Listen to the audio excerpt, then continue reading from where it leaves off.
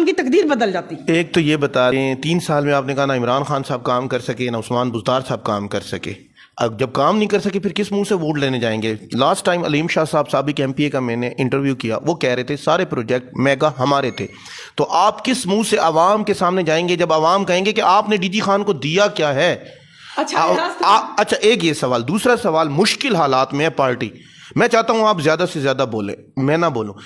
جب ایک M P اے کے پی اے یا ایم پی اے کے مشیران سوات سے ویڈیو اپلوڈ کرتے ہیں اور یہاں پہ ورکرز مشکلات میں ہیں, ان پہ کرپشن کے پرچے ہو رہے ہیں, ان پہ مار دھاڑ کے پرچے ہو رہے ہیں, اور وہ میوزک لگا کے ویڈیو اپلوڈ کرتے ہیں, تو کیا زخموں پہ نمک پاشی نہیں ہوتی؟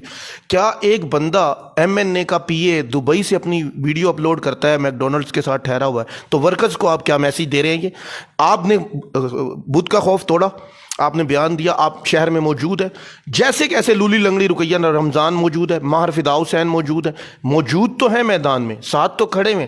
میں آپ کی تعریف نہیں کر رہا ہوں, لیکن مجھے بتائیں آپ کیا جواب, پھر بھی آپ انہی ایم پی ایم این اے کو ڈیفینڈ کریں گی؟ اور دوسرا مجھے وہ پروجیکٹس کے بارے میں بتائیں کہ مسلم لیگ نون تو کہتی ہے سب سے زیادہ ہم نے سرو کیا ڈی جی خان کو. اچھا میں آپ کو اب میں نا بہت نان بائسڈ ہوتا